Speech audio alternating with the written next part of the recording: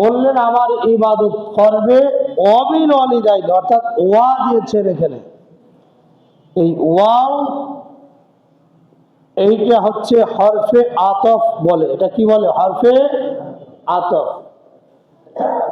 হরফে আতফের কাজ হচ্ছে সংযুক্ত করা, জুড়ে দেওয়া। হরফে আতফের কাজ কি? জুড়ে দেওয়া। ভালো করে অনুধাবন করবেন। সংযুক্ত করা, জুড়ে দেওয়া। একটা হুকুমের সাথে আর একটা হুকুমকে জুড়ে দেওয়া, সংযুক্ত করা।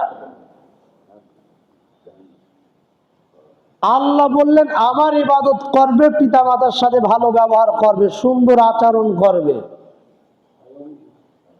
ইবাদতের হুকুমের সাথে ওয়াও এসে, আপনার হরফে আতফ এসে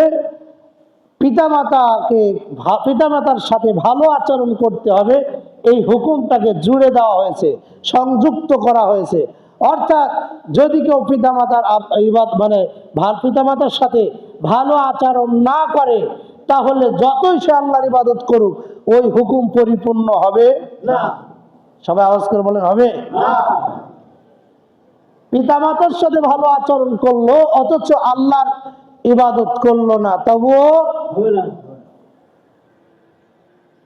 পিতামাতার সাথে ভালো আচরণ করতে হবে, আবার আল্লাহর ইবাদত করতে হবে, তবেই এই হুকুমটা পরিপূর্ণ হবে। আল্লাহর ইবাদত করলেন, পিতামাতার সাথে ভালো আচরণ করলেন না, হুকুম পরিপূর্ণ হবে না। পিতামাতার সাথে ভালো আচরণ করলেন, আল্লাহর ইবাদত করলেন না, অন্য কারো ইবাদত করলেন, অন্য কোথাও মাথা নোয়ালেন, অন্য কারো দাস হিসেবে হয়ে আপনি তার আনুগত্য মেনে নিলেন, তো এইটা আল্লাহর ইবাদত হলো না।